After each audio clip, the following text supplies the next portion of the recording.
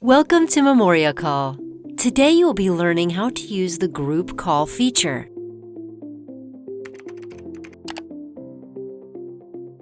After logging in, go to your user profile by clicking on your profile icon. Then click on Manage Contacts. Once you get here, click on the Add Contact button. Enter the name and the email address of your contact. Then click on Save. Do this with all the people you want to have a group call with. Now that your contacts are in contact lists, click on your profile icon again. Click on Manage Groups. Next, click on the Create New button. You can now select the contacts you want to include in the group. Once you finish, click On.